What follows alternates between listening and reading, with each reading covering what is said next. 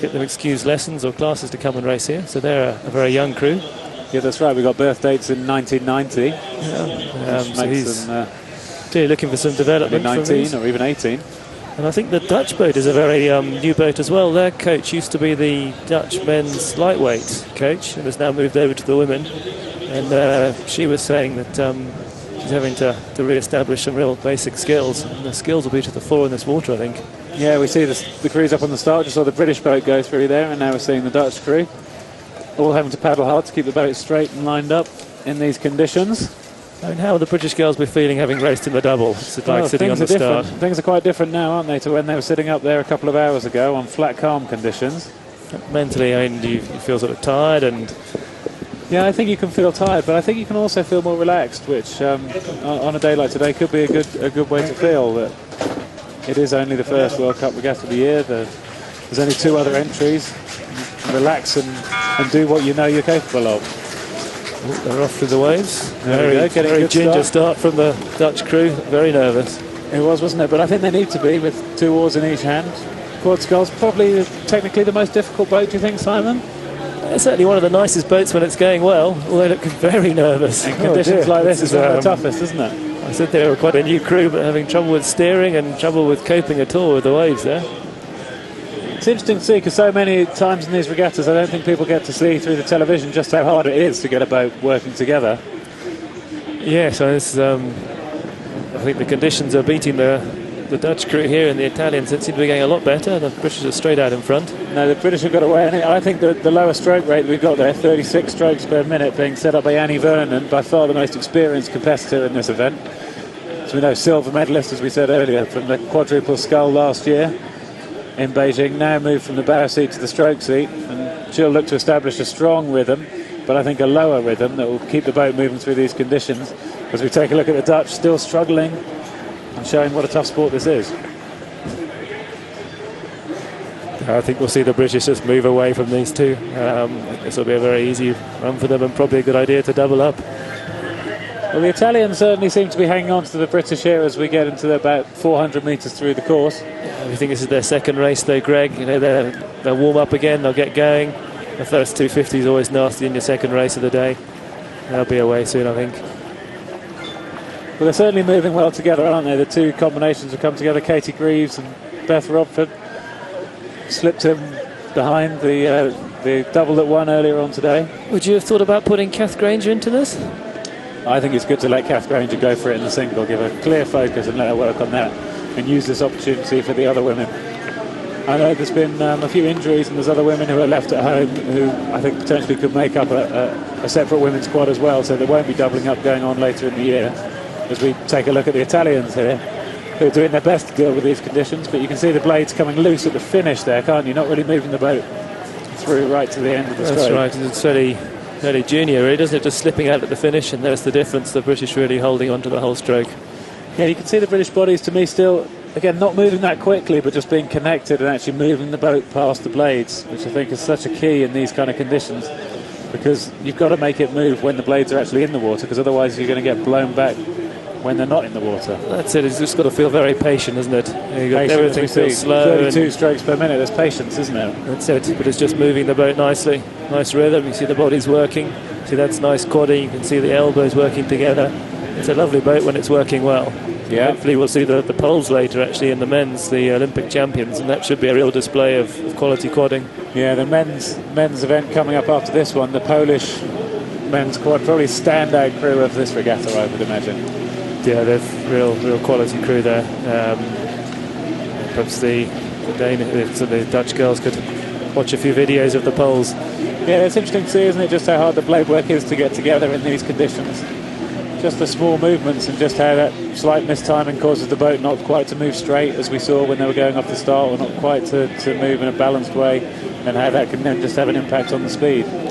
Yeah, I was speaking to René Meinders, who's the new Dutch chief coach, about his philosophy now for the Dutch squad. He's trying to get in a lot more new athletes who he thinks has potential, rather than the older ones who supposedly have the talent. And it'll be interesting to see where these girls are in 4 years' time, and whether he actually keeps faith with them and keeps them going, and the skills they'll pick up over the next 3 years.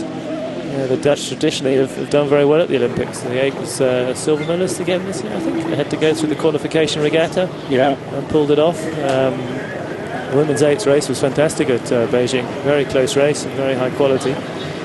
But you can see there's work to be done, can't you, when you see what real quality looks like here in the British women's squad. Certainly. Although we've got a silver medalist in there, the rest of the British women are looking to move on in this event, fairly new to it, and they're doing it very well. And as we've said a few times now, the new cycle of 4 years to go to the next Olympics, a lot of youngsters coming in, the new coaches arriving, the new Italian women's coach has obviously got a lot of work to do, and the new Dutch coach has got work to do. I think Paul Thompson will be very pleased to have a little bit of continuity in his squad and to be able to keep things moving on rather than have to start again. Yeah, it's interesting now getting a look at this Italian crew. Like the British women, they're at 32.5 strokes per minute. They're just not able to get the connection and get the boat moving.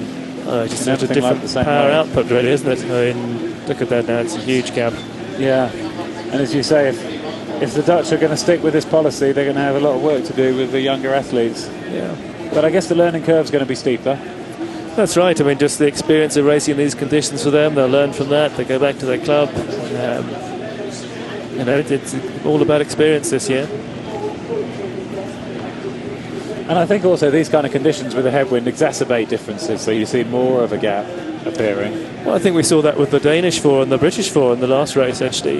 Yesterday in lovely conditions they were within a length of each other, and today trickier conditions. And the skill and experience of the Danes showed through, and they actually won the event. You know, you can't hide when conditions are tricky. Looks like the Dutch and the Italians actually having quite a good race here, Greg. Yeah, the Dutch could be tight for the traditionally second. Dutch crews do finish well, don't they? The water's improving in the second half as well. Nicer conditions, as you say. Down here at the finish, it's definitely the nicest bit of the course. We can still see a bit of a glassy look to the water on the finish line, and then small waves in the last 250 where the crews are coming now. Dutch have gone through, actually, Greg. The British looking very dominant out the front, just really cruising in for another yellow vest.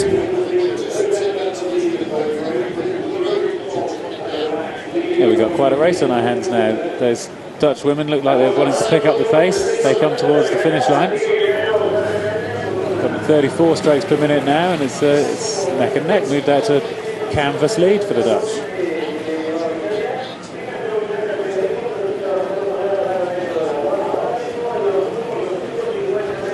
Come into the red boys. They'll be glad to see those after a long race like this in a headwind. Yeah, it's turning into a very long race, this one. And they've got 25 strokes or so left from now. Yeah, it'll be interesting to see how conditions actually influence the later races. Yeah, it's getting harder and harder out there, particularly in that first 500. You see the Italian crew just trying to keep their heads up and see if they've got any kind of sprint finish to respond to the Dutch. We can see the British now, they're just on your screens now, and a very dominant, easy win out the front. Yeah, British women just over 30 strokes per minute, controlling it from the front. The Dutch have come through. I think for this whole event, for the Germans not to be here at all, the British is going to have such a huge lead in the World Cup standings for the team event. You wonder really if anybody can get close to them at all this year. No, that's right. They're going to win so many points there, aren't they, that it'll be potentially a foregone conclusion who actually wins the Cup. But I think it does come down to the individual events, doesn't it? And there we see the British women, pleased with their work. Barely out of breath, I think, Greg. It's a bit of a wind down from their doubles. I think you're right. They're still seeing Katie Greaves, slipping her feet out, wetting her socks. Why do they put their feet out the side then, Greg? I don't know. It's never something I did. The problem was you'd bring your feet back in, you'd have to put them back in your shoes. And you end up with wet shoes, which potentially might go mouldy on you in the next month. So no, it's never something that I was into. Netherlands, third, Italy. Maybe rain gives you hot feet, Greg. I think that could be the answer.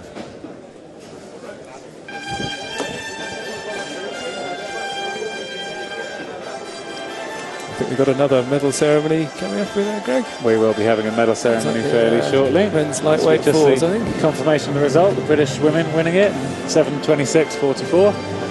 Ahead of the Netherlands, who did come through, beating the Italians by a healthy second and a half. And just in front of us, we've got the men's